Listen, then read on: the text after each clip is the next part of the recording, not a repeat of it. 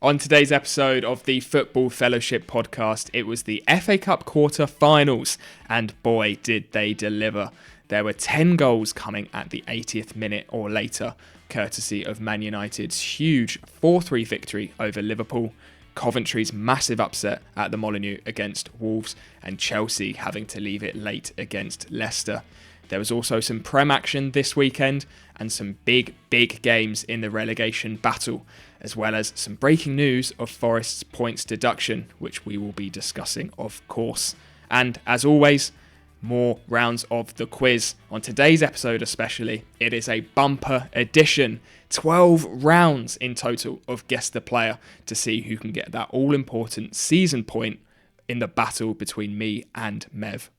Welcome back. We're glad to have you with us. Me and Toby have so much to get through today on this week's episode of the podcast. And firstly, we have to start off with Man United 4, Liverpool 3 after extra time in the quarterfinals of the FA Cup. And insert sad Mev noises here because, oh my God, I cannot believe that Liverpool did not win that game at Old Trafford. It was there for them to win. But I do have to say, credit to Man United and credit to Erik ten Hag, who has come under a lot of pressure so far this season, because not only did he make positive substitutions to go on and win the game, it really looked like Man United wanted it more than Liverpool, which is something you don't often say about this Liverpool side. Toby, as a neutral, how did you see it? I mean, the magic of the FA Cup is well and truly alive, isn't it? Yeah, it was an absolutely mental game. I think end to end doesn't even sum it up or give it justice because it was just absolutely crazy. I think there was almost 50 shots in total by the end of the game. And it's interesting that you say that Liverpool could have won it, and they certainly could have, especially in that second half of normal time.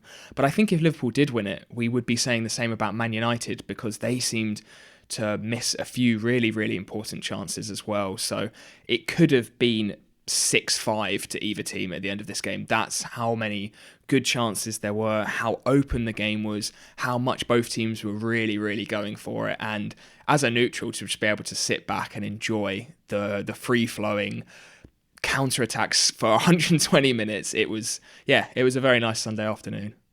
Yeah, I'm not surprised, but to be fair, I think both sides arguably could have won the game a lot sooner, and they didn't really need to go to extra time.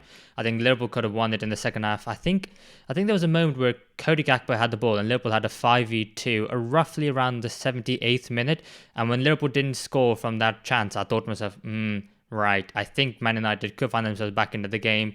I think Man United had some chances in that first half, when in the first 10 minutes especially, where they could have gone 2-0 up and they could have really solidified their position in front. And I just thought, you know what, the game was absolutely mental. It was classic Liverpool Man United, kind of the old school days, not necessarily as you see nowadays, because often it's Man United defending, Liverpool dominating, and it's either a 0-0, 1-0, or it's a demolition. And I just thought this was, a proper old school FA Cup tie between two giants of English football. And we should probably start breaking it down in some sort of sensible order. And let's start off with Man United, because they did start off the first 10 minutes very positively on the front foot. And it was a goal from Scott McTominay, the fox in the box. But I just thought to myself, Liverpool defended that first opening goal really badly. Yeah, in that first 10 minutes, it seemed that Liverpool weren't really able to clear their lines very well.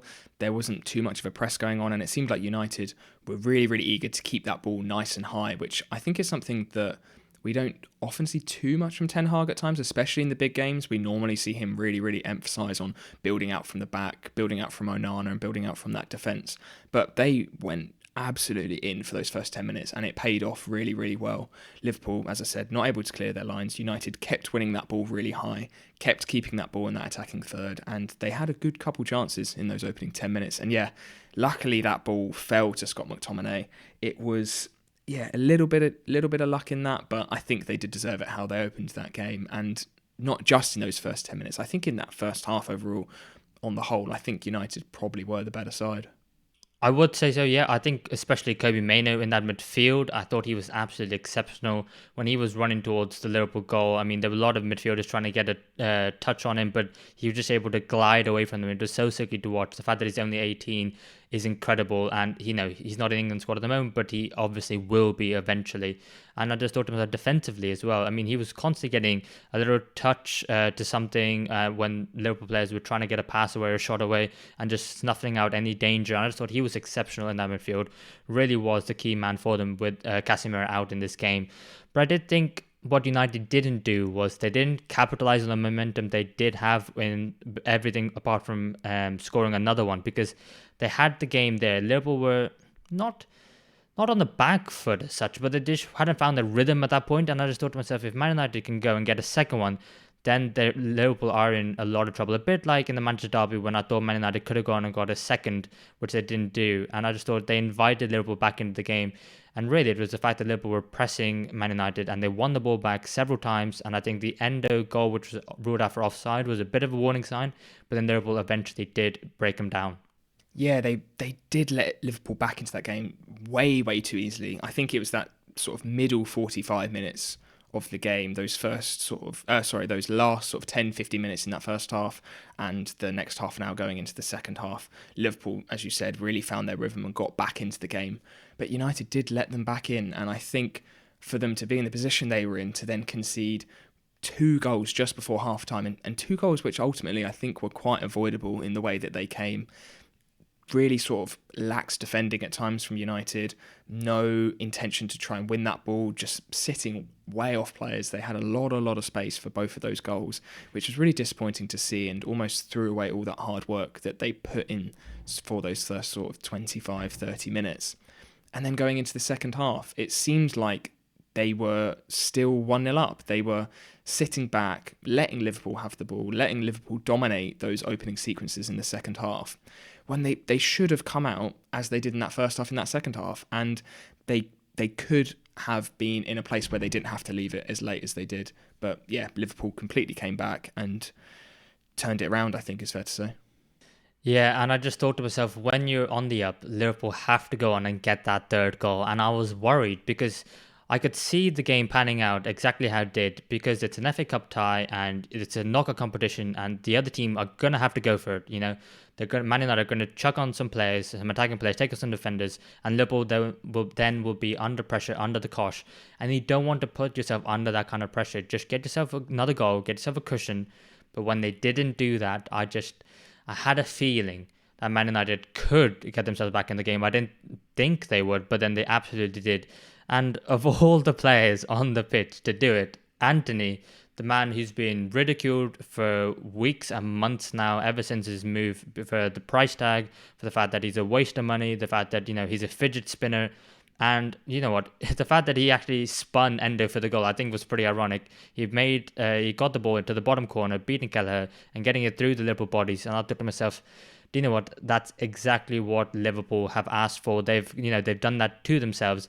And fair play to Man United and Erik ten Hag for trying to go for it in the final stages of the second half. Yeah, Anthony did really, really well for that goal, I think. He had around 4 or 5 players around him, back to goal. There weren't any other options on, and he took it on I believe it was his weaker right foot actually, and slotted it right into the bottom corner. Keeper didn't really have too much of a chance with how well placed it was, and he did really make an impact when he came on. He looked rejuvenated. I think he saw maybe how open the game was, saw that he could be that difference maker, and he did make a difference.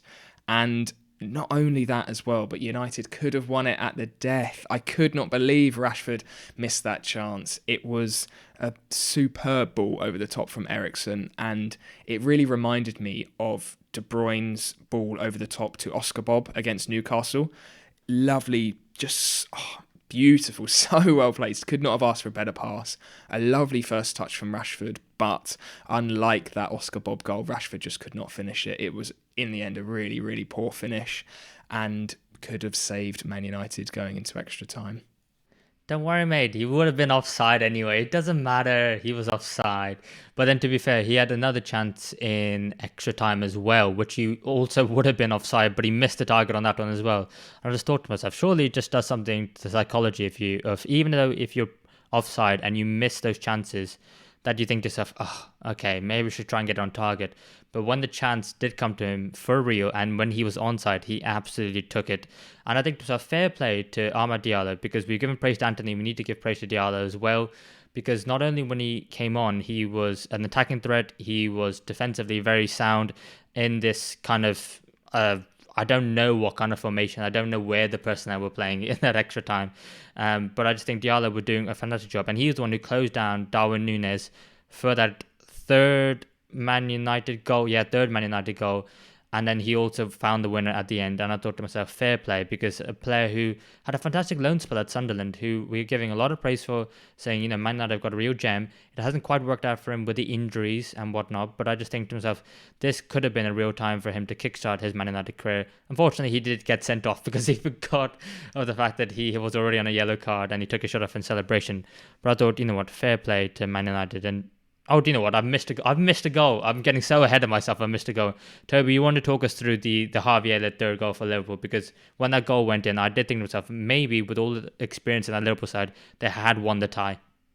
Yeah, I mean, I don't blame you for losing track of the goals, because not only has there been so many in this game, it's been so many all weekend. So, yeah, the Elliott one was a pretty big deflection, I think it's fair to say. A little bit lucky, but it was a good, clean strike, and it could have made the difference. And as you said, you would expect Liverpool, I think, to see that game out.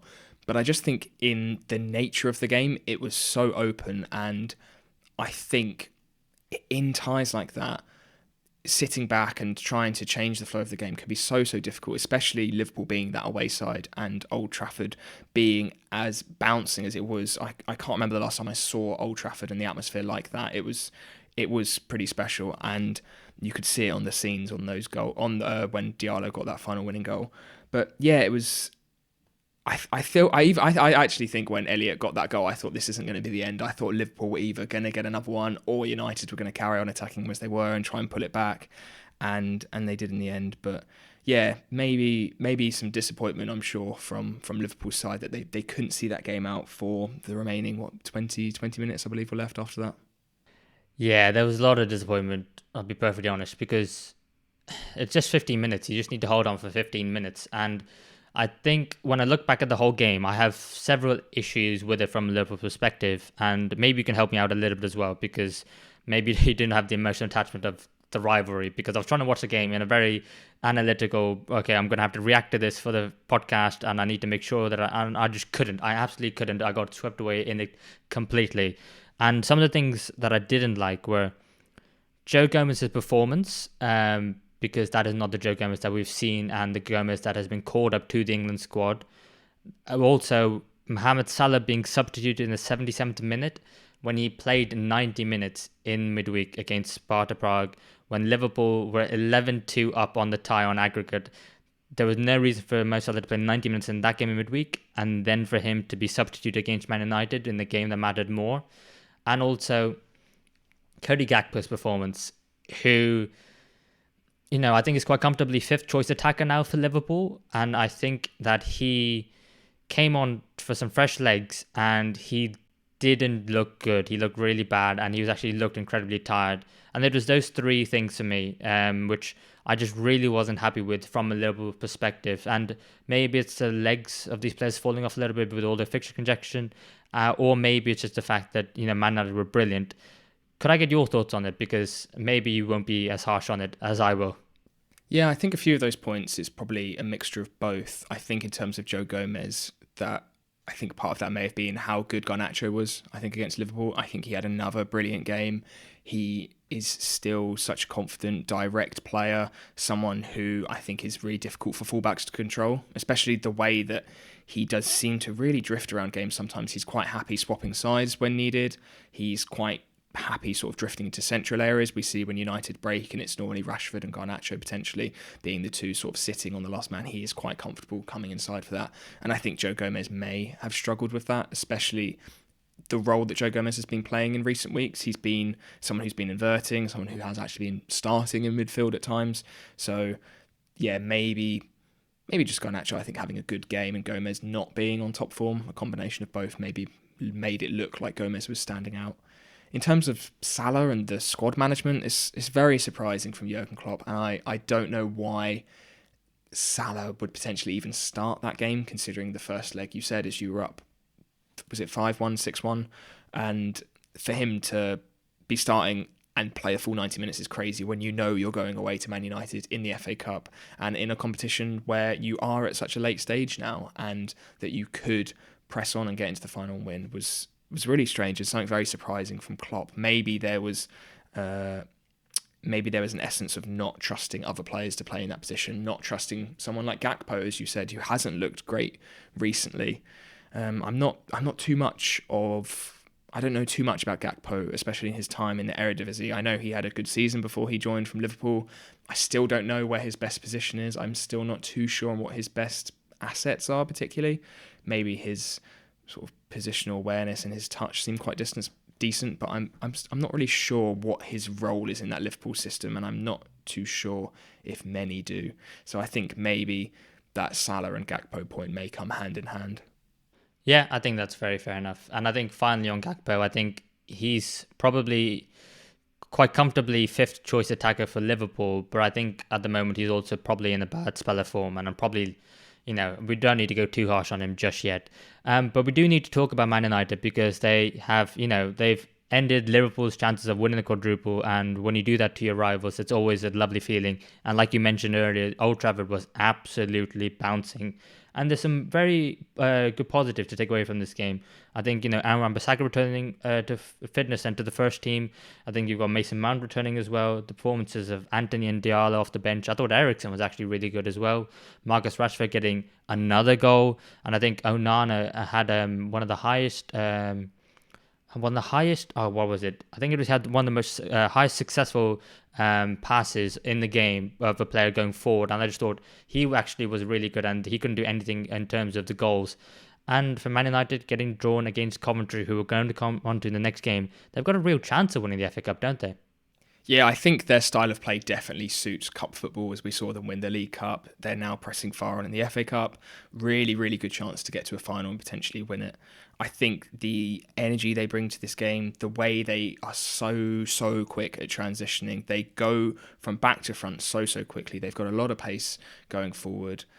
It's just, I think they actually might struggle a bit more against Coventry than some other sides, potentially. I think if they were coming up against someone like Chelsea, I think where Chelsea are probably going to dominate the ball, but they are going to be open to counter-attacks and they don't quite have the quality of City. I think United, that would really suit them.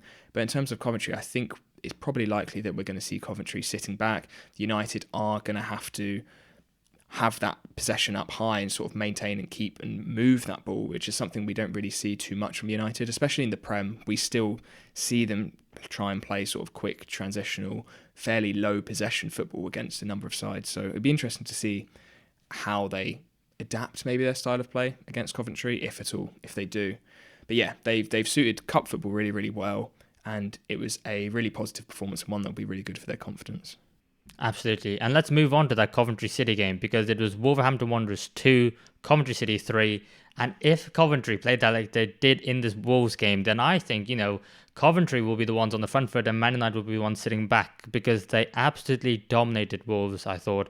Although for 90 minutes they were the better side. And do you know what? The last 10-15 minutes of this game were absolutely bonkers.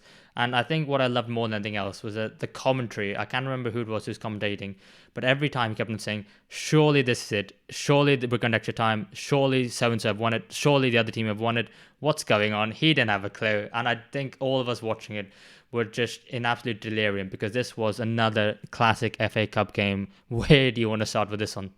Yeah, I mean, me just saying that Coventry are probably going to sit back. As you said, they did not in this game. They completely dominated. They had more shots. They had the better possession, maybe not as much, but they certainly used the ball a lot more effectively than Wolves.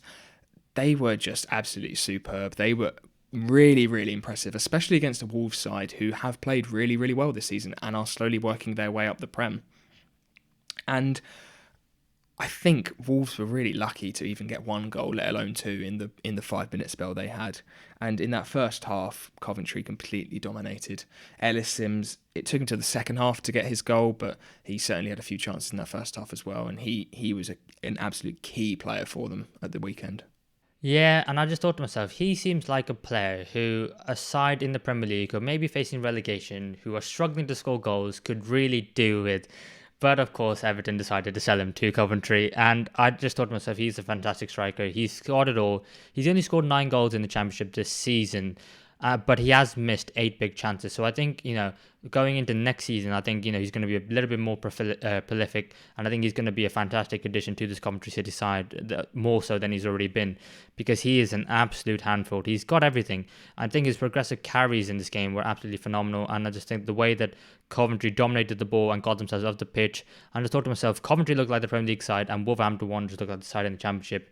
And you know what, like you said, they had so many chances in that first half, but it did take them to the second half. And I thought to myself, do you know what, that is a lovely, well-worked free kick for that goal. There was a question mark about, could it have been handball, or did VAR not give it, or should it be given? I thought to myself, it probably wasn't handball. But again, with these handball rules nowadays, and there's so much handball to talk about and VAR to talk about later on in the episode, I'm not entirely sure. But I think the referees got it right on this one. But then Wolves did leave it to the 83rd minute. And, Ryan Aït-Nouri, a player who goes a little bit under the radar with all the Wolves attacking players. And he's not so attacking, he's more of a left wing back. But I think when he does get forward, I think we see the best of him. And, he was the one who really got Wolves the 2 goals, because without him, I think Wolves would have struggled. Yeah, he almost made both goals single-handedly, I think it's fair to say. He just turned into Messi for 5 minutes, absolutely tore Coventry apart, who did leave quite a surprising amount of space. I'm really surprised with how sort of committed Coventry were to still trying to get a second at those late stages in the game, and I think that maybe showed a bit of a flaw in their game management. They probably should have been thinking about sitting back, especially in a knockout tie. There was only 10 minutes left. They could have seen it. Wolves didn't really have much of a sniff throughout the game. But yeah, Aït-Nouri saw that space, took his first goal really, really well, and created that second goal fantastically for Bueno. So fair play for Wolves to be able to pick themselves back up, get that first one, and get what they probably thought would have been the winner. Yeah, and I think so many others did as well. But fair play to Coventry City. And I was just watching it, and I just couldn't believe it, because I didn't watch it live, and I knew the score, and I was thinking to myself, right, where's the goal going to come? Because I got to the 80th minute, and I was like, I know there's going to be like loads of goals about to score, but I didn't realize in the manner in which they did. And I just thought to myself, you know what, fair play to Coventry City. But I think Wolves really have to look at their defending, and I think Gary Neal would be incredibly disappointed, I think, with the way that they conceded the second and third goal, because the second goal for Coventry City, Simms again, but I do think that, I think, who was it? Thomas got a flick onto the front post, and I did think to myself that the way that Simms got in between Doherty and Bueno, I think it was far too easy, and I did think to myself that Doherty's maybe lost him. Bueno needs to maybe give him a shout, or if not, he needs to take the initiative and go mark Simms, because in terms of the whole game, Simms was the danger man, and I think from a Wolves defending perspective, it was really, really poor. But not only do they get the equaliser, they then go and get the winner in the 90th plus 10th minute of added time. And I just thought to myself, do you know what, Coventry, fair play, because they absolutely deserved it. Yeah, both Wright and Simms getting a goal and an assist between them in the last 3 minutes of the game. And it looked too easy. Wolves, especially on that Simms goal, the second one in the 97th minute, he had 3 players around him just standing, watching the ball. He just literally had to take one step forward unchallenged and passed it into an open net.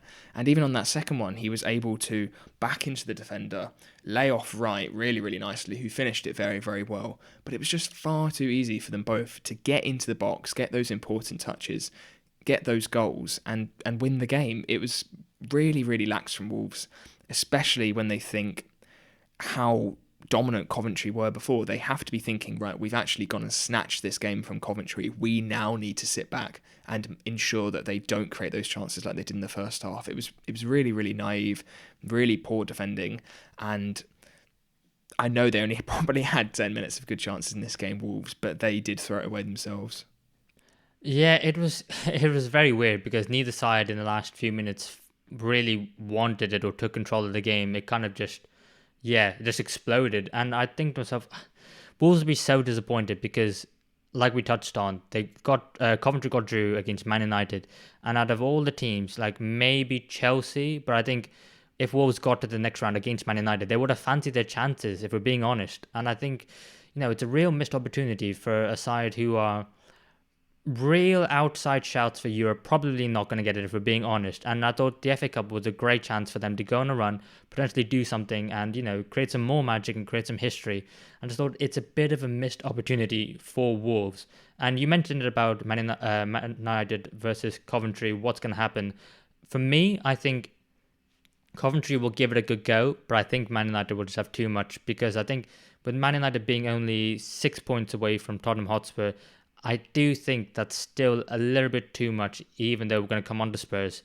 I think the FA Cup is the best way for Man United to secure European football next season outside of the league. And I think it'll be a really great chance for Erik ten Hag, because if they get to the final and it is against Man City, who are probably going to be the favourites, I think there's a real chance for Man United to redeem what happened in last season's FA Cup in allowing Man City to get the treble. And I just think Man United will probably have too much for Coventry City. Is that how you see it? I think realistically, yeah, we should expect Man United to win that. They do have the quality against Coventry, who, I mean, if they play like they did against Wolves, they've got a fighting chance. But I ultimately, if I had to put it down, I don't think they would quite have enough. But you never know. You never know. And you never know with United as well. You don't know sometimes exactly how they're going to turn up. So it could go either way, but you would imagine United should do it. Yeah, and another team you never know what they're going to produce on the day is Chelsea, but they did get the job done as they beat Leicester City 4-2 at Stamford Bridge. And this was another game, another game of, we're not sure if you want it, you have it, we're not sure we want it, you have it back. And do you know what? I really thought to myself that Leicester could have done something in this game, but I was a little bit disappointed, if I'm being honest, in the side who are top of the championship, having a fantastic season, are likely to be back promoted automatically this season to the Premier League. But I just think I was expecting a little bit more. Was that maybe a bit harsh on them?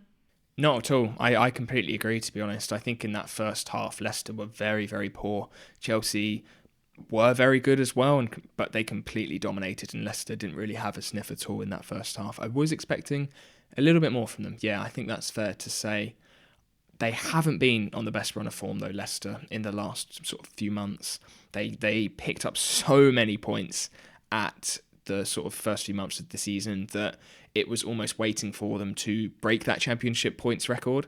I think mathematically they still can do it, but looking at the results and how they've been playing in recent weeks, I don't think it's going to happen. And I think maybe this game was reflective of their sort of recent run of form as opposed to maybe where they are in the table thanks to their early season form. Yeah, I think that's fair to say. But credit to Chelsea, because in that first half, I thought they were amazing, and they did also have a hand in making Leicester look very average. I think Nicola Jackson, for the first time I've seen him, and I just thought to myself, he looked like a complete forward. I thought his centre-forward play in this game was absolutely fantastic. Obviously, I have to caveat that with the fact that he's playing a championship side, but I do think that, when he needed to step up, he absolutely did. And for that first goal, the run he makes off the centre-backs, with the pace and the power, there's absolutely nothing they can do to catch up with him. And I just thought to myself, Cucurella, absolutely at the back post, the last man I expected to see, but he was absolutely unmarked, made that run into the box, and no one marked him from the Leicester perspective. It was such a poor goal to concede. But then, and I've seen a bit of stick for Raheem Sterling on social media, and he does win the penalty for Chelsea, and you know what, I think he's rightly is a penalty. He gets completely taken out.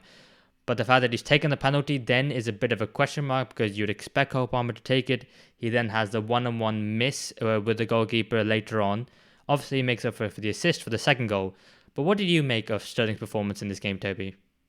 It's a really difficult one to judge because he did miss, I think, a number of chances.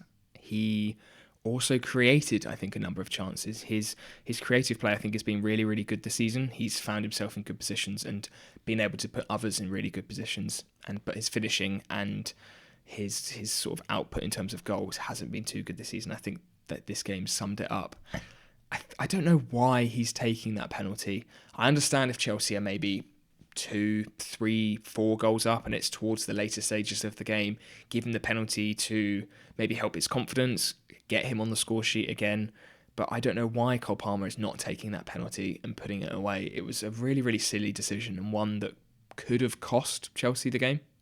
Yeah, it absolutely could have. But thankfully, he does end up setting up Cole Palmer for the second. But then, like we said, Chelsea end up shooting themselves in the foot. And I really like Axel Sassi. I think he's a fantastic centre back. I think he had a fantastic time in Monaco alongside Badashil, and I think he is a future for Chelsea. And I think this is just a really, really bad moment, if I'm being honest, and a bit of a comical moment as well. I mean, I think he can laugh at it as well because, Chelsea got the win on the day. But I think he's getting pressed by Patson Daka. And, there's a very simple pass to be made back to Davinson Sanchez, but Robert Sanchez. I do this all the time. Robert Sanchez, but I just think to myself that he leaves it a little bit too late. And, Patson Daka does give him a little bit of pressure. And it is one of the worst own goals I think I've ever seen. And you can see it on his face. He knows himself. And, Robert Sanchez tries to give him a little bit of a kiss. And, it's fine. Don't worry about it, mate. But that could have really, really cost Chelsea because Leicester, on the back of that, were in the ascendancy. Yeah, it really cracked me up watching the highlights because I've written the quote of what the commentator said about 5 seconds before it happened. Chelsea just had possession normally, I think, from a throw, and the commentator just goes, you just never know with Chelsea what they're going to do next. And then that happens, and I felt like he must have seen into the future because the pass back was pretty terrible. It was a bouncing ball. It wasn't a particularly easy one to deal with. It was sort of skimming along, and he just took a wild swing at it with his weak foot. A little nudge, I think, pushed him off balance, and it ended up being almost nowhere near the goalkeeper. Just a moment, a single mistake, and I don't think we can talk too much about Disasi himself. Everyone makes mistakes. This one was just pretty horrendous. So, but yeah, as we said, Chelsea shooting themselves in the foot potentially and letting Leicester back into that game. They went and got a second, a lovely goal from Mavididi, and at that point, I think if you're a Chelsea fan, I would be pretty worried. I would be worried that Leicester would really gain some momentum, really try and press on and think we've been handed this opportunity on a silver platter. Chelsea potentially throwing away all of their hard work as they've played so well throughout the whole game. But fortunately, Chelsea were able to really claim that game back and really calm it down. I think they did that really, really well. And that was something that impressed me and something that I haven't seen from Chelsea for a while. The way that they were able to get back into that game despite these mistakes, despite things potentially not wanting to go their way. They carried on playing really well. Nicholas Jackson, as you said, I think continued pressing on. Their front line was still really combining well, and they were able to get what I think on the overall sum of the play, I think is definitely a deserved victory with 2 late goals from Chukwuemeka and a really, really nice one from Madueke as well.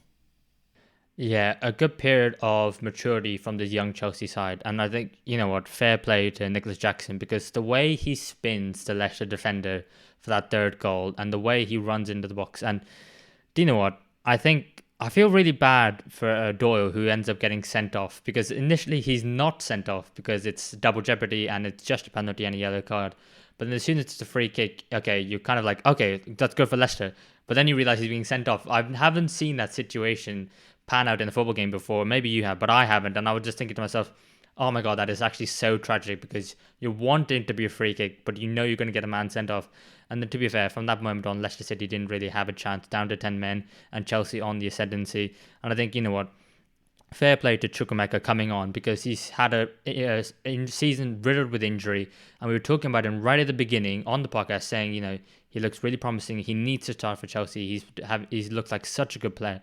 And the fact that he got his goal, credit to him. And I'm really glad. And you know what? For the Chelsea side who've gotten a lot of stick and, I think on the back of Gary Neville calling them the £1 billion bottle jobs, there is a rhetoric going around about Chelsea. But if you look at their league possession, they're not too far away from 8th, let's say, in West Ham. And I think myself that while it's not been obviously the season that Chelsea fans wanted, expected, or are used to seeing, I think there are signs that this Chelsea side are really improving. Do you agree? Yeah, I certainly think there are. I think they do have a long way to go to be back to the heights where we expect Chelsea to be. But they do need to be given time. They do need to be given time for that rebuild. I think they are a couple seasons behind. I think the teams that are at the top, City, Liverpool, Arsenal, and as we said, it's a young squad. There's players who still need to prove themselves a little bit. Looking at someone like Mudryk, who has been another, as we mentioned with Anthony, someone who's been hounded as a failure, as a flop, and he's only 21, 22. He's so young, and in this game, moments like this is where we can really see someone's talent, and we can see that they need to be given time, given games to really prove themselves. Pochettino is, I think, needs to be given time as well. Whether he's the right man or the wrong man for the club, I think is irrelevant. I think the situation that Chelsea are in, they need some consistency. They need to keep building and improving, as opposed to you're not improving fast enough, off you go, bring someone else in and almost reset back down. They need a long-term vision, and I think it does feel at times like that is growing. But as is always the case with Chelsea, it sometimes seems like 2 steps forward, 1 step back. So it's going to take time, but a good performance, and as we said with Man United, a really, really good opportunity to potentially win some silverware in a season that may have seemed hopeless at times. Yeah, and I think more than anything, I think these players will want to right the wrong of the Carabao Cup final, and by getting to the semi-finals, going back to Wembley, they've got an opportunity to do that. However, their opponents are Manchester City, the force that is, always there in the latter stages of the FA Cup, as they beat Newcastle United 2-0 at home at the Etihad. And Man City were heavy favourites going into this game, and I think we all expected them to win. But I think the manner in which they did it, regardless of the scoreline, I think, it didn't reflect well on Newcastle United, did it? No, it was such a boring game, to be honest. It was so just one-sided, not even in terms particularly of chances like Man City. Oh, it's not like we're saying they should have won 4 or 5-0. They were just able to really, really slow down. Newcastle did not provide much resistance or much sort of attacking threat themselves. City were very, very comfortable just keeping that ball, 72% possession they had in the end, and just almost seeing the game out after the first half an hour, which is a crazy, crazy statement. But unfortunately, when you're at the Etihad and City get an early 1-2 goal lead, it is mission impossible to really come back after that. Yeah, and I think Newcastle will be so disappointed in the way Manchester City scored those goals, because it was wonderful play by Bernardo Silva. But I think both goals are deflected, first of all, which makes it really hard for Dubravka to be able to save either of them. But then not only that, it's that same space and it's the same channel. And both times, Dan Burn is hesitant to close down Bernardo Silva because he's got Kyle Walker on his outside. So then the responsibility is upon Joe Willock to try and close Bernardo Silva down. But both times he drops back as well, and then which allows Silva to get the shot away. And I just thought to myself, it's so simple. And sometimes with Man City and Pep Guardiola, you can overthink it. But sometimes just having a shot when there's bodies in front of you and getting it on target is the simplest thing you can do and the simplest way to break a team down. They did it, and I think Eddie Howe will be so disappointed.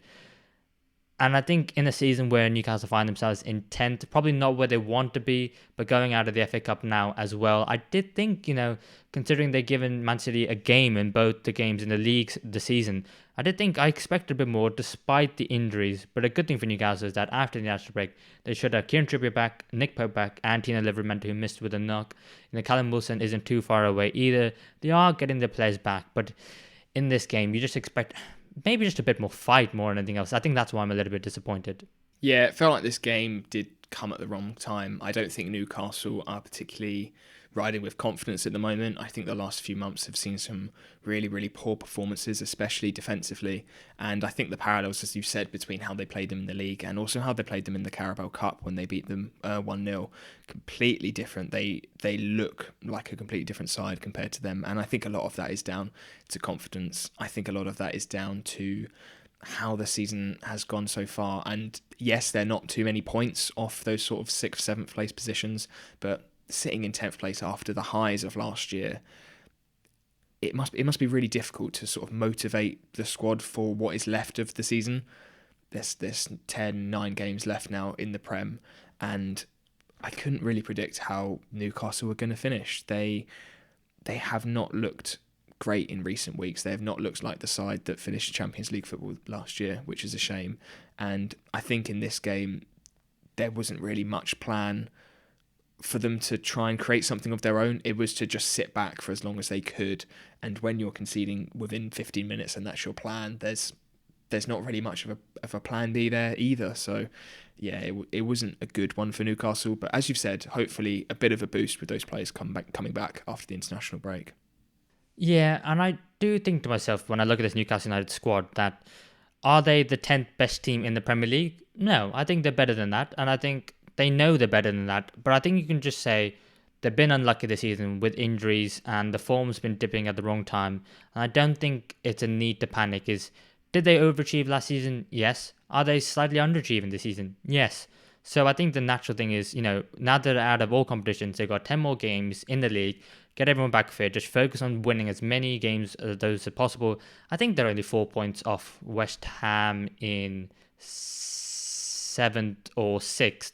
And I think, no, I think West Ham is 7th. I think they're only 4 points off with the game in hand. So they can still get European football this season. It might be the Conference League. It might not be what Newcastle fans expected or wanted. But they still got a great, great chance. Unlike me, who has not got a single chance in hell in the Football Fellowship halftime quiz. Because, yeah, I've got no chance whatsoever. But did you like that transition, Tobes? Oh, so smooth. So if I could give you 20 bonus points for transitions, Mev, I would give it to you. But unfortunately, it's not in the rule book, so I can't. Sorry. Is that how many points I'm behind? You are currently 13 points behind. Oh, so it is 43 points to me, 30 to you. But there are 30 points up for grab each in the bumper edition. So it could all change. It could completely flip. If you've done your revision, if you've done your homework, you could come in here and smash it and steal it at the last second. Yes, and if you don't know what Toby's on about, it is the finale of the halftime quiz. We had a finale before for the first third of this quiz of the season. Now this is the finale of the second one. We're undecided what we're going to do next after this, but this is the chance for Toby to level it all up at 1-1. And whoa! Wait a second. It's already 1-1. This is the third quiz. Is this format. a third quiz? It is. Hang Don't on, you what try do we and do? sneak that in there. Did we do guess a player, then tenable, and then yes, sorry. We did guess the club, didn't we? Based on players, and then tenable. Yes. And now, Yes. So, right. So I'm about to go 2-1 down. Is what you're trying to say?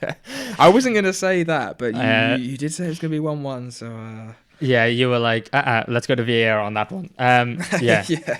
Okay. Yes. So how we're doing? We got 6 to do each. So we've got 3 guesser players based on their clubs, 3 guesser players based on the teams they played for.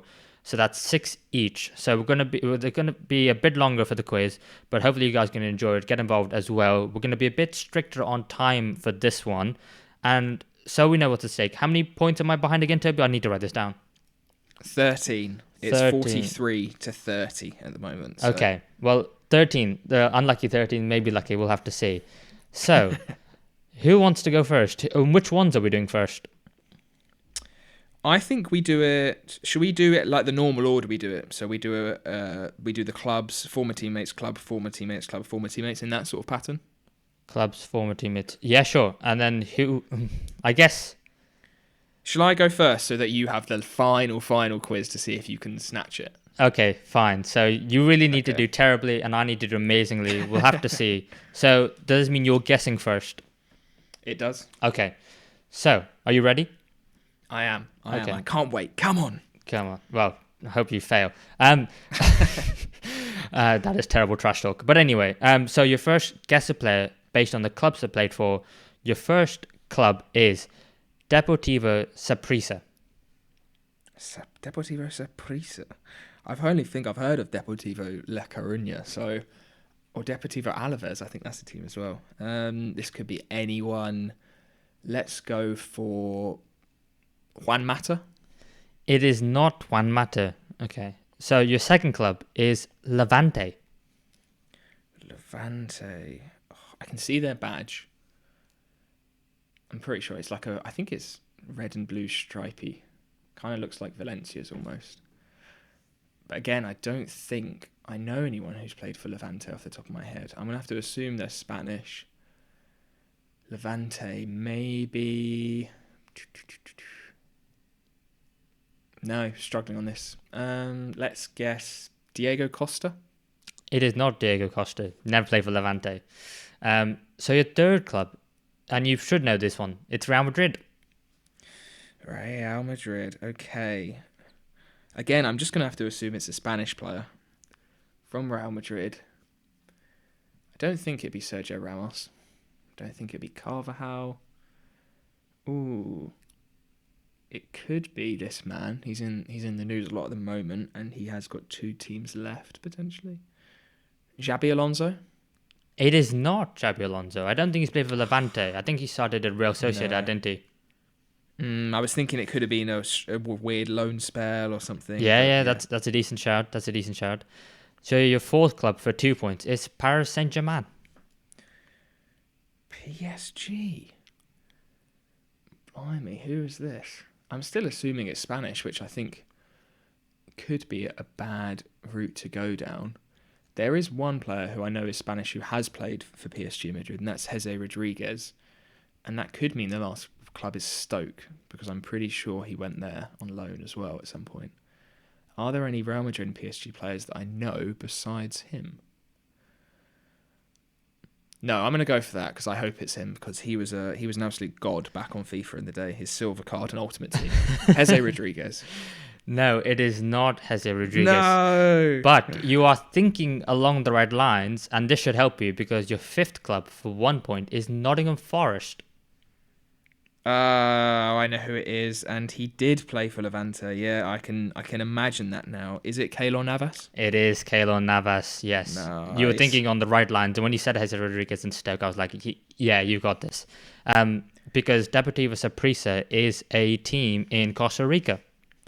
Ah, that's a good. If I would have known my Costa Rican leagues, I could have got that a lot quicker. Yeah, Spanish sounding, which I thought was what would throw you off, and obviously Levante are Spanish. But yeah, nice. To be fair, not bad with your guesses. Nice. Should I go you next? Ready for yours? Yeah. Yep. Okay. Your first club for 5 points is ASEC Mimosas. Okay. I don't even know what league they're in. Mimosas. Let's go. I don't know. Let's go Greek for some reason. I feel like I'm fancying with a Greek. Might get a Greek takeaway later tonight. Let's go for Socrates Papalopoulos. I can't pronounce the last name. It is not Socrates. We'll just call him. Yeah. For the sake of my pronunciation. It is not him, unfortunately. Okay. Your second club for 4 points is Celtic. Celtic. Oh, it'd be really great if I knew where Mimosas were based. And Celtic. To be honest, I don't really have a clue here. Let's go for... Think of a player. It's not him, but Timu Pukki, just because I said him. It is not Pukki, unfortunately. Your third club for 3 points is Liverpool. Your favourite club, Mev. Celtic, Liverpool. If I just ignore the first one, he's played for Celtic and Liverpool. That's what you should have done for Keylor Navas. But Celtic and Liverpool. Celtic and Liverpool. Mimosas. Oh, I should know this. There haven't been many. I'm going to take too long to try to think of an answer. So I will say pass and hope the next one will give me a hint. Okay. Your fourth club for 2 points is Man City. Is this right? Oh my God. Is it right? I think is it? Okay. Is it Robbie Fowler? Oh, it's not Robbie Fowler. I thought you had it there. Okay, your last team for the point is Arsenal. Oh, is it Kolo Touré? It is Kolo Touré for a point. Yeah, ASEC Mimosas, I think, are an Ivorian team, if I'm not mistaken. Yeah, Celtic and Liverpool. I think, were they both spells under Brendan Rodgers? Yes, I think they were. Yeah. And then City and Arsenal. So a cheeky point there. Oh my God, I researched Kolo Touré the other day and Mimosas. If I just knew Mimosas, yeah, okay, that's fair enough. Yeah, I thought, because I feel like I didn't know it, but it rung a bell that I've heard it in like somewhere before, and I thought, if he knows that and gets a 5 point, that would be pretty sweet. But yeah, no, that's fine. So back down to 13. Okay, so are you ready for your next guess a player? Yep, let's go. Okay, so your first club for 5 points is Phoenix Rising Football Club. Okay, I've got a feeling there's only one player I think who's played for this, and I think he's one of the first player owners in the world. Is it Didier Drogba? It is not Didier Drogba. Honestly, my heart just skipped a beat there. I was like, oh my God. Okay. I'm pretty sure he owns Phoenix Rising, unless I'm thinking of a different team that he owns. But I have no idea, thought I had that there. he has not played for them, and that's all that matters. Okay, it's because your next club for 4 points is New York Red Bulls. Phoenix Rising and New York Red Bulls. There's a couple names swirling around my head from New York Red Bulls. I'm thinking like Tim Cahill, Thierry Henry, Sean or Bradley Wright Phillips. I can't remember if they've both played for them. And I'm pretty sure Drogba's team is Phoenix Rising, so I think a few of those could make sense of sort of Drogba signing them maybe after Red Bulls. He probably would have played with Wright Phillips, but I think he's too old. Maybe Henry went there really late. Oh, I don't think he did. Let's go for Sean Wright Phillips. Oh, he's gone and got it. Yes! Nice! Oh, dear. On two. Very well played. Nice. I'm well happy with that. I thought Drogba and Wright Phillips probably played together at Chelsea, so that would make sense. Yeah. Yeah, I mean, the next clubs were Chelsea, Man City, and Queen's Park Rangers, so you definitely would have got it. Nice. Yeah. Oh, God. Oh, I'm not ready now. Okay, come on. You can do this, Mev. You can get Mimosas. 5 points. I should have got mimosas. Right. Your first club for 5 points is Vitesse. Okay. Let's go for someone. Let's go for Victor Moses. It is not Victor Moses, unfortunately, the legendary wing-back. Your second club for 4 points is Heerenveen, I think it's pronounced.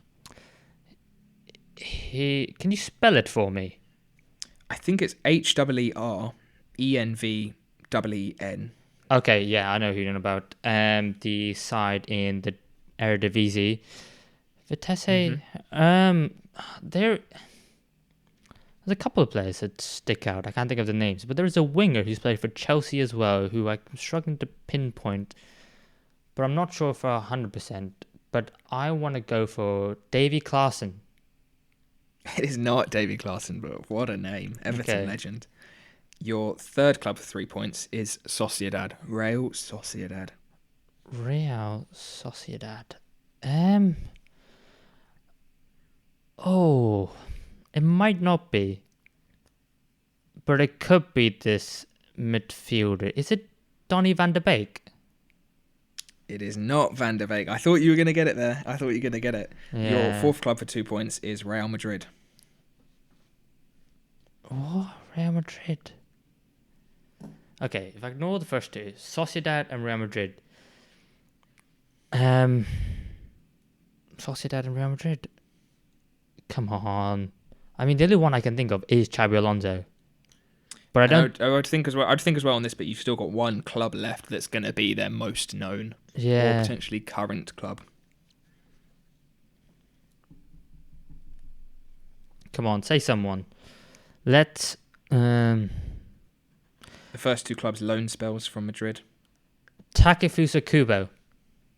It is not Kubo, but he did play for Madrid and Sociedad. Yeah. Your last team for a point is Arsenal. Oh, it's Martin Odegaard. It is Martin Odegaard. Yeah. Oh, the disappointment in your voice, Mev, on your answer. I know. I don't think of like recent players. I do think of recent players, but I think of like players who it's been a while. Like 2015 or something. Yeah. Okay, That's my era. Yeah.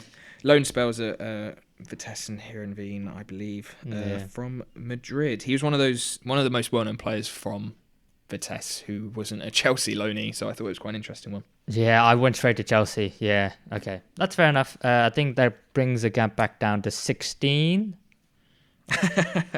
Okay. Still possible. Right. Still possible. Okay, well, this is your third one. And this is the hardest one of all the guesser players. Nice. So, I'm excited. your first club is Burnley.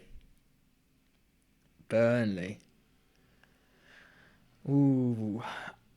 Unknown Burnley players. All well known.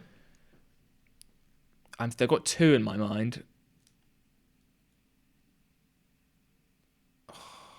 but I'm not sure which one to go for.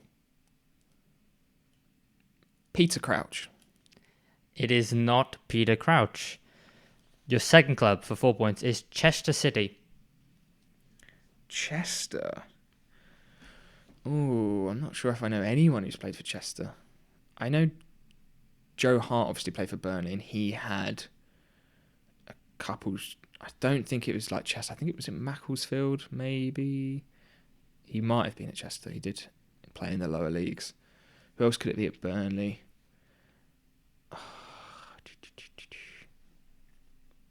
Let's go for it. Let's go for Joe Hart. It is not Joe Hart. I don't actually know. He might have actually played for both Burnley and Chester, so it's not a bad shout. I'd be surprised if it's Chester, but yeah. Your third club for 3 points is Bury. Bury? Who on earth is this? God, I don't know. I can't name a single Bury player. Good. God, this is my football league knowledge is not great. Burnley, Bury and Chester. Chester's sort of. Oh, maybe Ricky Lambert. No, it is not Ricky Lambert. Your fourth club is Stoke City, and these clubs are actually in the player's career path order. Oh wow, okay. So it could be Burnley loans and then a move to Stoke, or potentially, yeah, like he would have gone down, but Burnley were obviously lower leagues at some point. Burnley onto Stoke. Who could that be? I'm trying to think of known Stoke players now as well, especially with one club left to say. Struggling. No,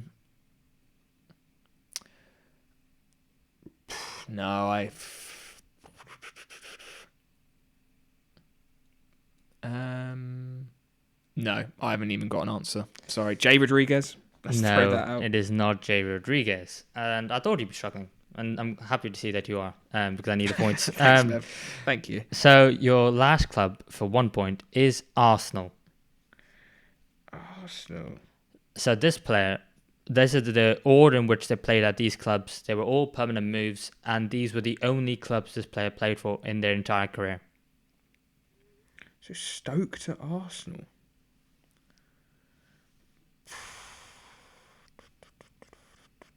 I'm very, very slow. I can't think of anyone who's gone from Stoke to Arsenal. I think this might be quite an old player, potentially.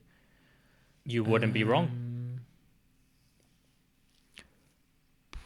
An old English player, I assume. Oh, it could be anyone. Like, it could be like, no, it wouldn't be Dixon. He came pretty early. Chester, Burnley. Could be someone like Ray. No, Ray Parlour, I think, was Arsenal Academy. I think he's only ever been at Arsenal. Blimey, this is tough.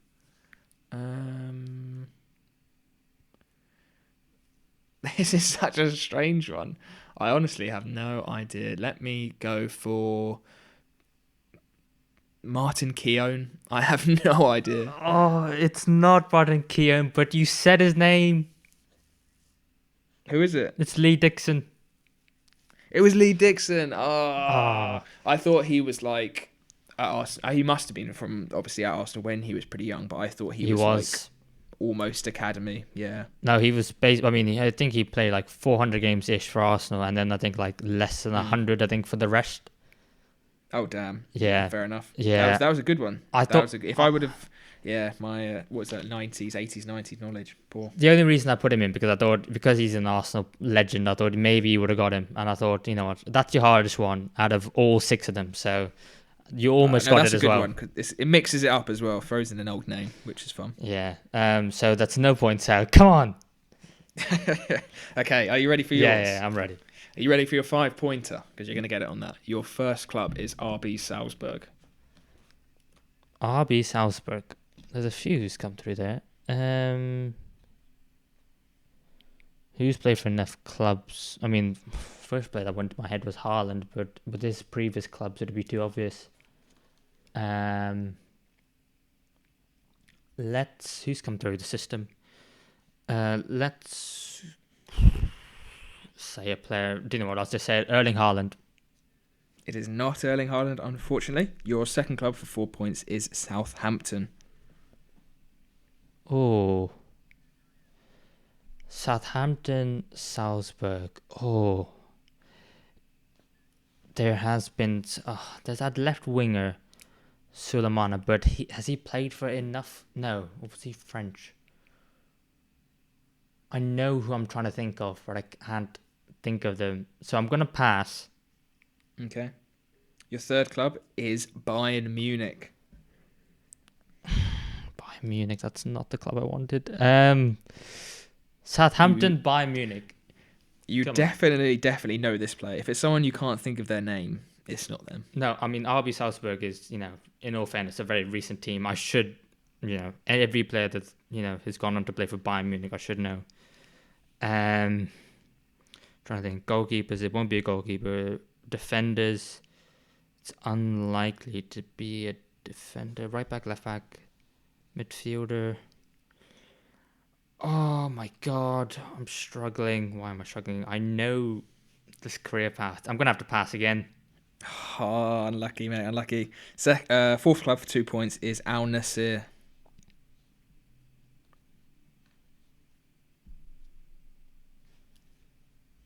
Who the hell is it? Because in my head I just went, for some reason I went Tadic, but he didn't play for Bayern.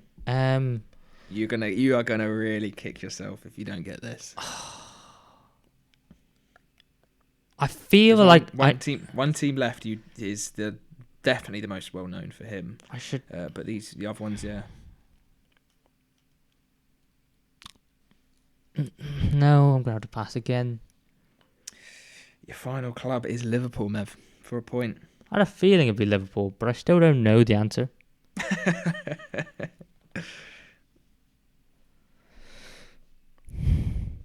Hang on. Order is... Hang on, no, I don't want the order. Who actually is this? Southampton and Liverpool. And just play for okay. So we've got... Who's from Salzburg? We've got Kanate. It could be Lovren never played for Bayern Munich. Defenders, it's not Keita. They're in the Saudi league now as well, so that's Southampton. a big hint. Jay Rodriguez, Nathaniel Klein, Ricky Lambert, Adam Lallana. Come on, give us a name. Dejan Lovren. Who? Southampton to Liverpool to Bayern to Al Nassr. Coutinho, no. I'm gonna have to push you, mate. I'm gonna have to push you for a name because Dejan Lovren. No. Who is it? It's the greatest player in the world. Sadio Mane. Oh my god! I've literally named every other one. Mate, if I can't get that, I don't deserve to win. Unlucky, mate. Unlucky. Oh, I literally named every other Southampton to Liverpool player. It's the pressure. It's the pressure of the quiz that's got to you. It's the lights, the cameras. Oh, okay, never mind. Anyway, you ready for your guess a player based on the teammates? Yeah, let's get into it. Okay, so your first former teammate is Nuri Sahin. Nuri Sahin. Okay, we got Liverpool, BVB, and Madrid. So one of those, maybe Liverpool. What time would that have been? 2010-ish? So maybe someone like Glenn Johnson? No, it is not Glenn Johnson. Your second player is for 4 points, and sorry, this might give you PTSD, is Squadron Mustafi. Oh, what a man. Okay, so he was Everton as well at a point. Arsenal and Valencia. Maybe Arsenal, Dortmund. That could work. Aubameyang? It is Aubameyang. Oh, nice. There we go. 4 points. Very tasty indeed. Yeah, a 20-point lead from the 13 you started off with. Okay, come on. Let's get. This is a good one, Mev. I'm confident. I'm rooting for you. Come on. You're not. Don't lie. Your first former teammate is Julio Cesar. Julio Cesar. Okay. I think I know his entire career path. I think it was Flamengo, Inter. I think he was at Verona for a bit. He was at QPR. He went to Benfica. He was in America, I think with Toronto. I don't think he went back to Flamengo. Yeah. So, God, I need to think of a player. I don't know why I know that, but I can't think of players, who clubs have played for together. I don't know, whatever. You're probably going to go for, in terms of well-known, Inter or QPR. Inter. Let's go for Samuel Eto'o. It is not Samuel Eto'o, unfortunately, but a very good guess. Did I get the clubs right? Yeah. Okay, yeah, I thought so. Definitely. Your second player for 4 points is Xavi. Xavi, okay. Oh, God. Barca. He went somewhere in Qatar. So you're telling me... So Samuel Eto'o would have worked, actually. Yeah, I know. That's what I'm thinking. I'm glad I said him. So I'm thinking Inter Barca, maybe QPR Barca. No. Maybe Benfica Barca or Flamengo Barca.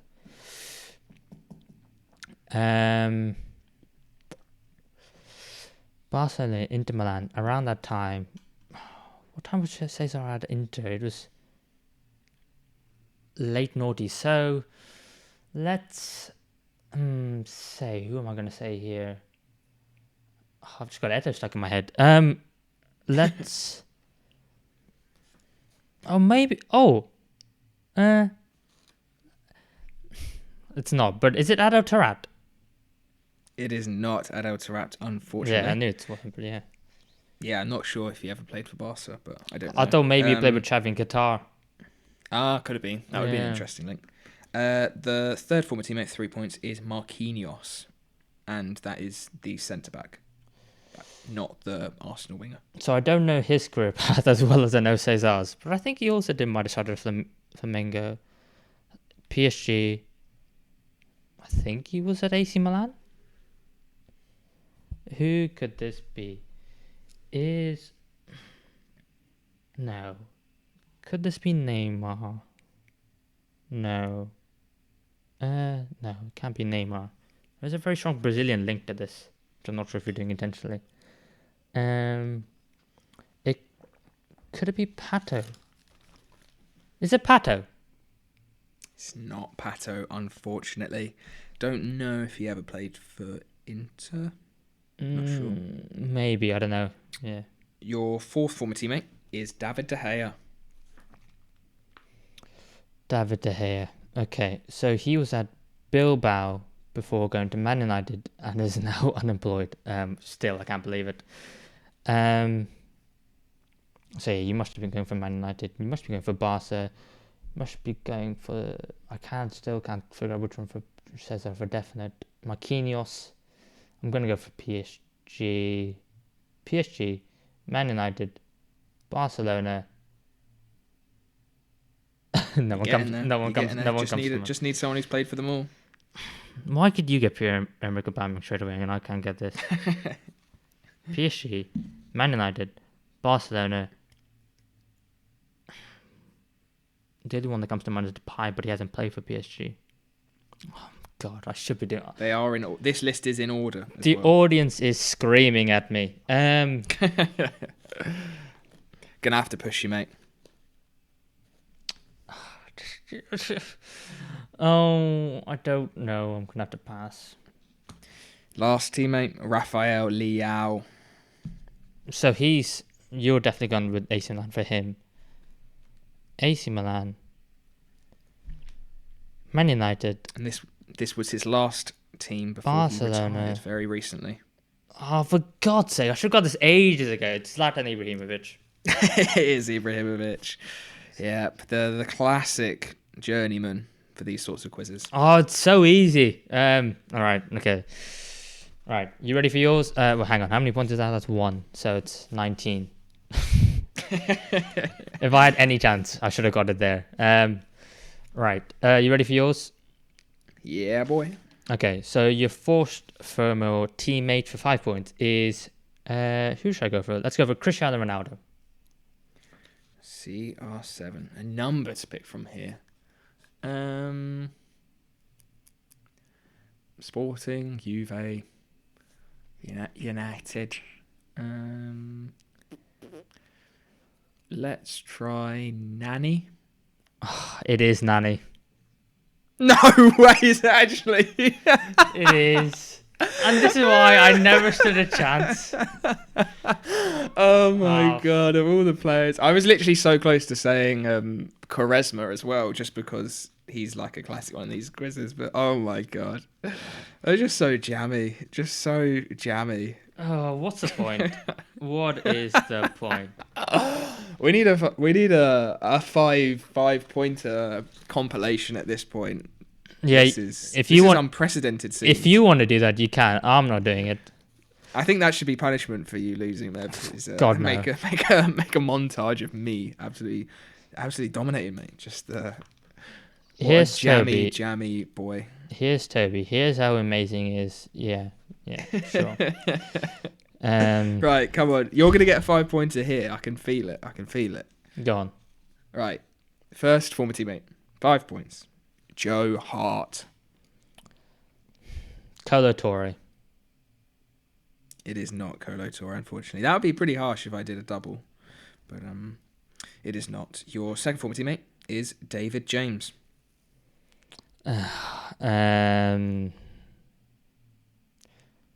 Let's go for Jermaine Defoe. It is not Jermaine Defoe, but I love that thinking. Your third former teammate, Jersey Dudek. Let's Peter Crouch. And he's got it for 3 points. Very nice, mate. Well done.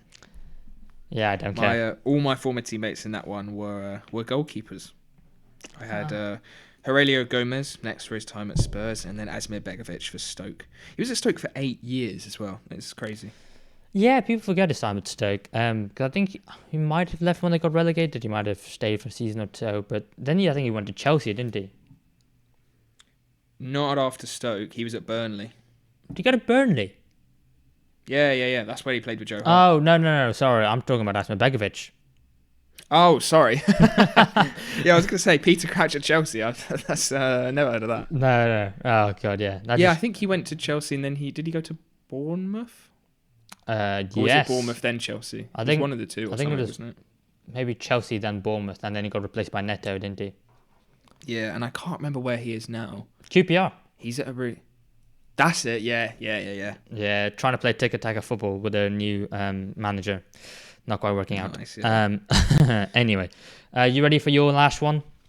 Yeah, let's get into it. So, your first former teammate is Lewis Holtby. Lewis Holtby, okay. I like that. He's had a number of weird loan spells, I'm pretty sure. He's obviously on Spurs and maybe Schalke. It's either Schalke or Hoffenheim, I think. I think he may have done a stint in the Spanish league, but I'm not sure for who, so I'm not going to bother. Let's go for Spurs. What was that, 2014-ish, maybe?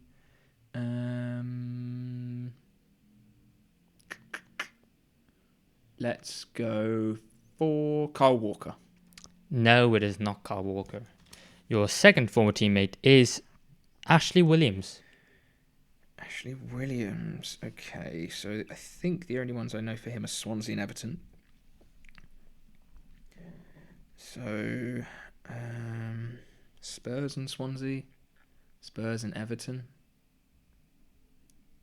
Could be someone like Gylfi Sigurdsson, potentially. No, we're not allowed to talk about him. He wouldn't be. Like, blur it out. Yeah. Spurs and Swansea. Oh, there definitely is someone who's... Oh, maybe... No, I don't... Maybe it could be national team. Let's go over it just in case. It's Gareth Bale. It is not Gareth Bale. No, we don't do national teams, Toby. Come on. I know. I thought you might have thrown a curveball in for the last one. No. Right. So your next one for 3 points is Richard Dunn. Richard Dunn. Oh, he's played for so many teams. He hasn't actually. God, Is he not? No. I thought he's played for City. Has he played for Villa? I think as well, maybe. Yeah, thinking about it, actually can't really think of any others. Maybe it was late City and Villa. Oh God, I'm struggling here. Spurs for Lewis Holtby, so maybe someone a bit older in that Spurs side.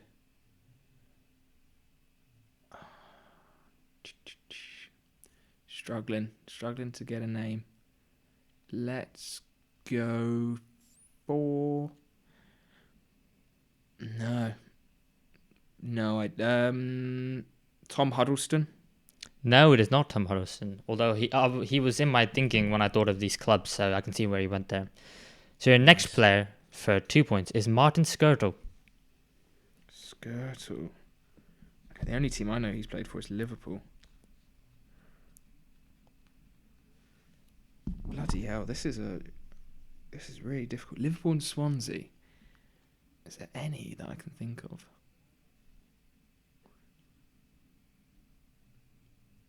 Could this be someone that you said? Maybe. No, I don't think he was ever at Swansea, was he?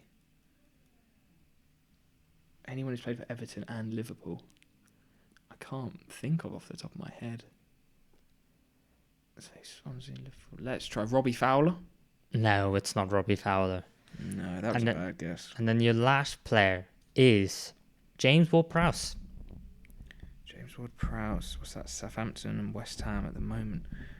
Oh, I'm really struggling here. Oh, I think I know who. No, I think I know who this is. So Which Which club? It Peter Crouch? It is not Peter Crouch. No, I thought you were going to say it was. Oh, no. I think he's got all those teams as well. I don't think he's got Ashley Williams' Swansea City. No, I don't know why I said Peter Crouch, especially he's way too old. That was Southampton at the same time as James Ward-Prowse. That was just rushed. Yeah, and then Spurs with Lewis Holtby. James Ward-Prowse, who did you think it was?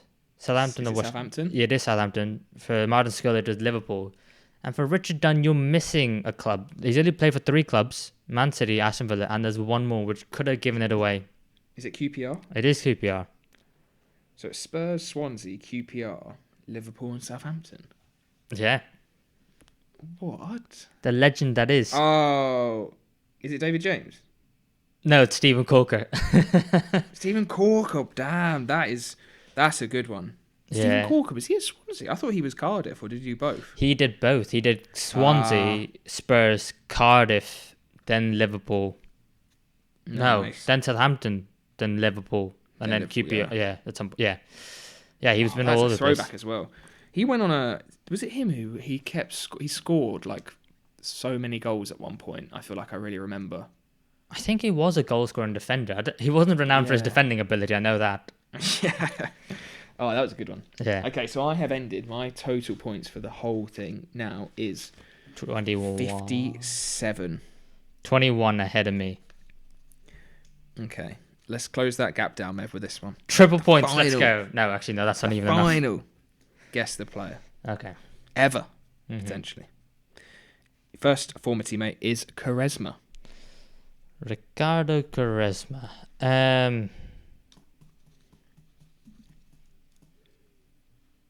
Let's... Oh, I don't even know. I don't even care at this point. Let's go for Cristiano Ronaldo. Yes! 5 pointer! Get in! Is it actually? Yeah! Or are you just saying that to make me feel good about myself? No, I'm telling you, mate. It was Quaresma, then Laporte for Al Nassr, Ben Foster for Man United, Chiellini for Juve, Casillas for Real Madrid. He's got the 5 pointer. Finish on a high. The thing is, I don't even believe you. I think you're just being nice to me. I'll show the camera. You see the notes? Well, I'll see it in the edit. My terrible handwriting. No, I could not think of those players that quickly, mate. It was a 5 pointer. Absolutely huge. 11. That puts you on 11 for this week and 41 points overall. So if I hadn't have got my jammy 2 4s and a 5 and struggled on those, I think I still may have won. But the point still stands that it was a lot of luck, I think, on my side, and it would have been closer had I not had a few jammy guesses. So GG, and I'll take the season point to go 2-1. Yeah. Anyway, back to the Premier League. Boo! We want more quiz. No, we don't. We want. But what we're definitely doing is we're definitely not going to do guess a player ever again. We're going to go back to Tenable because I was a much better Tenable than I am at guess a player. Yeah, we'll have to think of a new quiz format, and I think Tenable could be back on the cards. It could be. We haven't discussed anything yet, but we will decide sooner rather than later. If anyone's got an idea, let us know in the comments below. But we should get back to the Premier League because we are dragging on this episode a little bit. But you know what? Actually, before we get back into it, congratulations to Toby for winning. We're going 2-1 up. Thanks, man. Thank you. Through gritted teeth, I have to say that. But yeah, fair play. And it was fair play to Fulham as they beat Spurs 3-0. And I don't think anyone saw this coming, especially after Spurs' performance against Aston Villa last weekend where they beat them 4-0 to gain a real advantage in the race for top 4. But Spurs completely undone at the hands of Fulham. And I thought to myself, Rodrigo Muniz was fantastic. I thought Anthony Robinson was fantastic. I thought the whole of Fulham were fantastic in this game. And Spurs, to a man, were really quite poor. Yeah, I think in contrast to that 4-0 Aston Villa win, there were two aspects in that Aston Villa game that were fantastic from Spurs and two aspects against Fulham which were really, really poor. And for them to completely change and flip those really, really positives for them into massive negatives was really strange. And for me, it was Spurs' defending, I think, in this game was really, really lackluster, almost like poor concentration, poor man marking, I think, for a lot of their goals. And their chance conversion against Villa, they were so efficient. They didn't have too many chances, but they took them fantastically well. And the chances that they did create were really high quality. And in this game, they had an XG of nearly 2.5, some decent chances created, and they could just not convert them. And it really, really punished them. And to credit Fulham completely, they took full advantage of those. They took massive advantage of Spurs' defensive liabilities. They defended really, really well. And a lot of the time they were putting Spurs off those chances as well. So it wasn't just a bad day at the office for Spurs. It was a really, really good, positive one for Fulham, who keep improving and keep going and keep proving us wrong. Yeah, Fulham are doing a fantastic job at the moment. And to keep Spurs from scoring a goal when the fact that I don't think they haven't scored a goal in a game, I think, for over a year now. So I think the fact that Fulham were the first side to do it, I think it's credit to them. And I do agree. I think, Fulham made them look average, but I think Spurs had some chances in this game. They had four big chances, all of them missed. I think the one in particular is Timo Werner at the back post from the low-driven cross from Brendan Johnson. Hit with a lot of power, bit of an awkward angle, but I think still Timo Werner should be putting that in the back of the net. But I think Timo Werner missing an open goal, maybe all is restored to the way things should be. But I think it is a massive blow for Spurs going forward because now they had the advantage over Aston Villa. Now they're 3 points behind Aston Villa, playing a game less. So even if they were to win the game then in hand, then they would only be on level points. And the goal difference was massively ahead of Villa. Now it's one behind. So I think now they've really shot themselves in the foot here. And I think the performance, really, really wasn't good enough for a team who trying and fighting for top 4. Maybe with the hope of the fact that, fifth place is probably going to be Champions League football next season. Maybe that's, got them a little bit being a bit complacent. But really, they can't afford to do so because going forward, they need to be much better, don't they? Yeah, especially with Aston Villa dropping points against West Ham, which we're obviously going to be touching on shortly.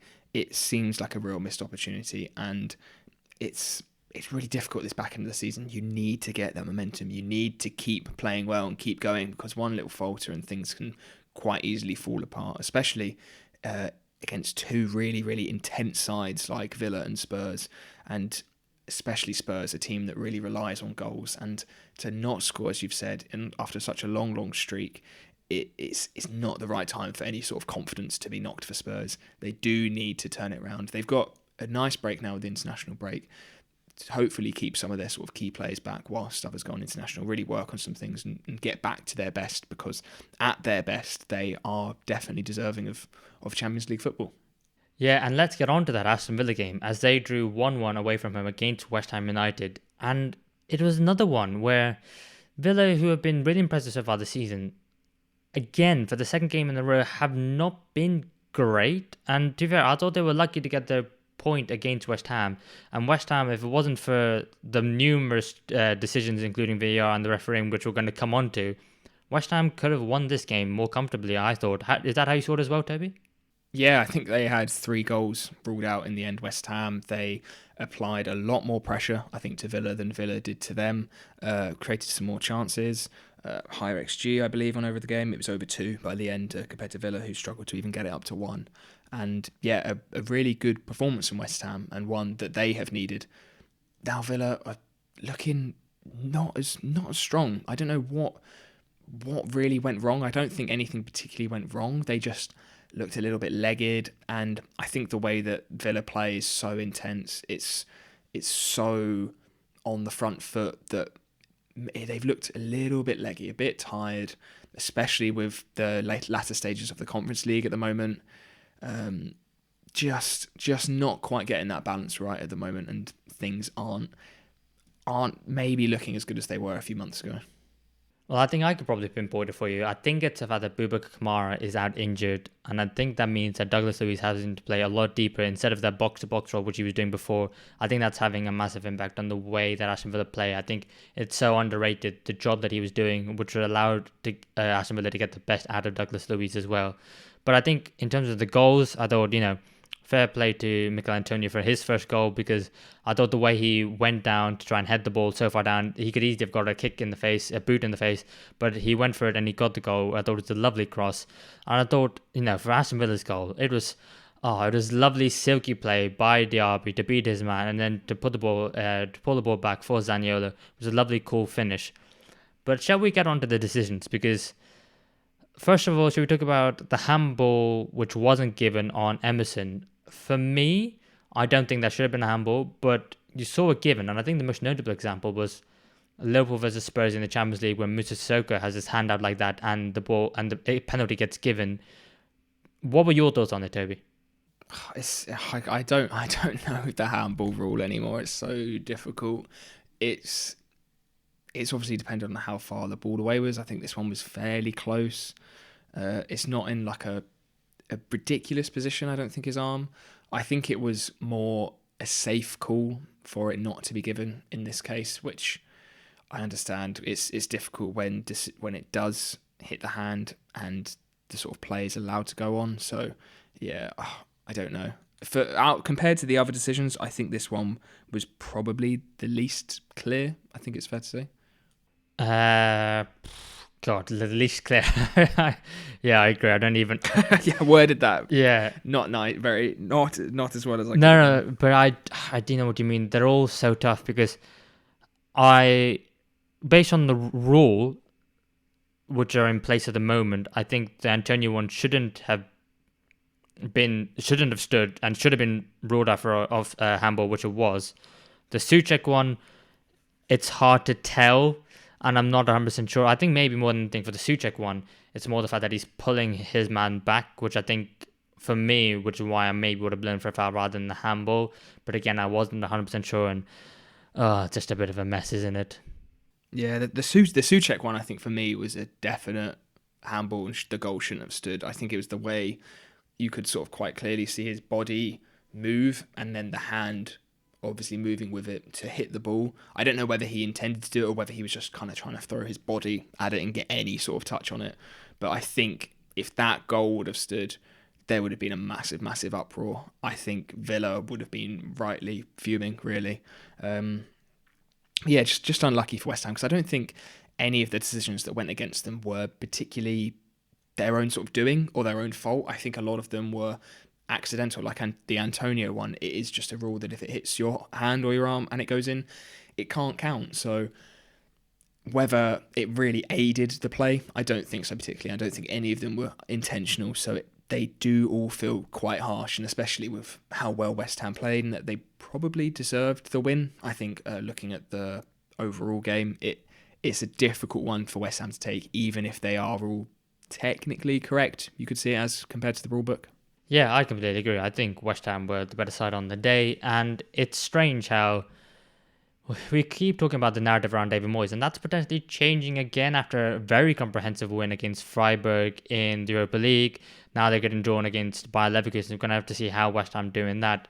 But, David Moyes, fair play to him. He seemed to have already, in like one performance, turned the whole fan base back towards him slightly. And we'll have to wait and see. If they can get through Bayer Leverkusen, then that could be a massive change. But a side who did get the win against all the odds was Burnley, who, for some reason, have decided to start playing football now, start playing decent football, as they beat Brentford 2-1. Could they stay up in the Premier League, Toby? I mean, it shows how tight things are that they pick up 3 points for the first time in a while, and suddenly they've gone from, they're definitely getting relegated. We don't even really need to talk about them and Sheffield United, to think, hang on, they're now actually only 5 points off safety. It's especially with Forest's point deduction, which we will be touching on in the Luton Forest game. It is just, it's so close. Another win, another draw for Burnley in the few weeks, that is really, really going to think the players that they can do it. And that is ultimately what matters. It doesn't matter what we think, what the pundits think, what other clubs think. It's all down to the players and Burnley. And I think maybe they would have been potentially considering a lot more going down in the last few weeks. But now with this result, completely changes, especially as it was a game against their sort of relegation rivals. Brentford are slowly becoming the way they're playing. Yeah, you don't think Brentford are going to be down there, but yeah, like you said, the way they're performing and the lack of results they've been getting, only on 26 points at this stage, I did expect to be a little bit higher up in the table, especially since the return of Ivan Toney, but things haven't clicked. And then when you have players like Sergio Reguilon, who makes decisions like he did in this game, I mean, he was only on the pitch for about 5 minutes, but the fact that he clearly took down Vitinha, and I thought to myself, yeah, it's a clear penalty, yeah, it's a clear red card. He didn't even try to go for the ball. I mean, the fact that the referee even had to go to VAR, I thought, the referee should have given it on for it because it was so clear and obvious. But then, Brun Larsen converts a penalty. Burnley go 1-0 up. Brentford are down to 10 men. And you just think to yourself, Thomas Frank would be so annoyed because they just completely shot themselves in the foot. Yeah, and fair play to Burnley following that red card and going 1-0 up. They may have had an instinct to the back of their mind that they haven't been sort of winning too much across the whole season, that they need to sit back and try and protect that, but they didn't. They took full advantage of Brentford being a man down, kept their principles, kept the ball, and used it really, really well, and dominated most of the game. It was only those last sort of 10, 15 minutes which they then did start to sit back a little bit, and at that point I think that's completely fair. I think you've got a 2-goal lead, there's not too much more you can do, and it meant Brentford crept back into the game a little bit, but they did really, really well to hold on. And I was very impressed with Burnley, but I've got to try and keep in the back of my mind, I think if that red card didn't happen, and didn't happen that early, things may have gone differently. But in the circumstances, they took full advantage, did really well, and definitely deserved the 3 points. Yeah, I mean, I asked you the question if I think Burnley should have a chance, but I'll be honest, I don't think they do, and I don't think this changes anything. I think the way the game panned out, I think it suited Burnley perfectly, and like it would suit most teams having to play against a man less for the majority of the game. And, to be fair, Brentford came back into it. They got the goal through Christoph Ayer, a lovely header to the far post. Amurik had no chance of getting that. But then the decision near the end of the game for the disallowed goal because of Ivan Toney's elbow sort of forearm into Murik's face, I thought, yeah, okay, that was the right decision by the referee. But in another world, we could be saying, Brentford, what a point for them to get a point away to Burnley after going down to 10 men so early on. That was also a narrative which we could have been talking about if things didn't go their way. So I think they did well in this game, but I think like you said, you do have to be cautious. Yeah, we can't get too sort of caught up in, Burnley have got to win. Now they're going to go on and win the next 3 or something. They are still really going to struggle, but they have got some games, more games against teams that are down there. And the other teams around them are not in great form either. Luton aren't playing particularly well. Neither are Forest. Everton aren't on the best run either. So there is that glimmer of hope. That door is open. I think if they can get maybe a couple draws and a win against those relegation rivals, they have a chance. I'm not completely ruling them out. I do think they probably will still go down and won't have enough, but you never know. Well, Burnley's next 3 out in the international break are Chelsea away, Wolverhampton Wanderers at home, and Everton away. So you'd expect them to, if they want to stay up, they have to get some points in there. They've got to start winning games of football. They've got to start drawing games of football. They probably need at least 4 from those 3, and preferably, the win against Everton would be nice against your relegation rival. But I think the one game on the very last day of the season is Nottingham Forest at home, and with Nottingham Forest 4-point deduction for breaking financial fair play rules, profit and sustainability rules, that could look like a real possibility that game could decide the fate of the 2 clubs in the Premier League, because Nottingham Forest cannot win games of football at the moment, and neither can Luton, as the sides drew 1-1 at what's the name of the stadium? Oh my god, I'm going blank. Toby, help me out. I can't actually think of it either now you've said that.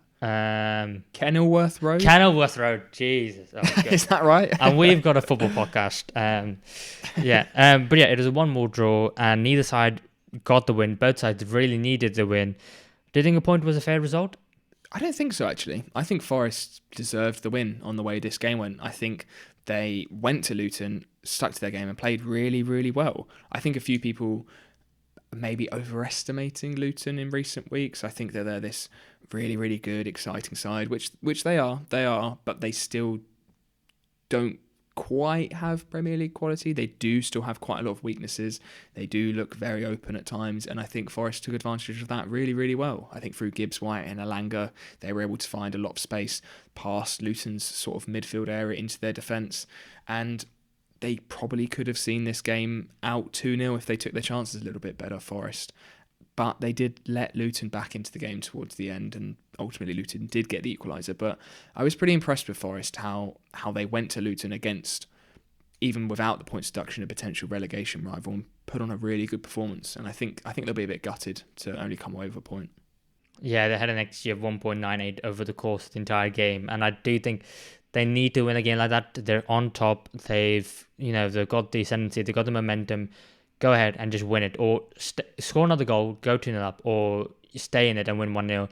But they just can't seem to get over the line at the moment. And like you said, that is so crucial with the 4-point deduction now, because now it means that the relegation race looks like this. Brentford are on 26 points. Everton are on 25. Luton, who are now outside the relegation zone, on 22. Nottingham Forest, who are now in the relegation zone, on 21. Burnley on 17, and I haven't even bothered with Sheffield United. And it's so close. But I think what's really getting to me is I think a team might only need 33, 34 points to survive relegation this season, which is so low. Yeah, I honestly think it could be even lower, to be honest. I think with Luton being out the relegation zone on this stage at 22 points, let's assume that they are the team that stay up. 10 games left. Do you think how many more points are they realistically going to pick up? Maybe 10? I think it'd probably be fair to say 3 wins, a draw, and then 6 losses. That's sort of been their record, I would assume. They could win a few home games. That only puts them on those very low 32 points they'd be on, which it could be enough if the teams around them are continuing the same form, which is crazy. Normally we think I think the benchmark is 38, but especially in the last sort of decade, I think that narrative has really, really changed with those sort of top 6 teams being able to press on even further with the money they have, and the squad's getting better. And obviously with the money coming into the Prem, the teams lower down the league are better as well, but the gap has essentially widened. A lot less likely that the teams down there are picking up points against the bigger teams. So yeah, I think it honestly could be around 31, 32. Could even be enough to stay up. Yeah, and we haven't even mentioned the fact that Everton have another charge against them, so they could drop even more points. And I don't think it'll be the 6 that they got initially, but it could be another couple, which could put them maybe on the same point as Luton, and then it could really, I don't really know. I think Brentford are probably safe just because of the fact that they're not going to get a point deduction. But it is a mess down there, but we will have to see how things plan out. And do you know what? I think we probably rambled on a little bit long enough for the viewers today. So we're going to end it there. Thank you everyone for watching. Congratulations to Toby for winning the halftime quiz, going 2-1 up. But don't worry, I'm coming back for you, Toby. Revenge is on. If you want to see what happens in the future episodes, make sure to subscribe, give us a like, follow us on YouTube and Spotify, and we will see you in the next one.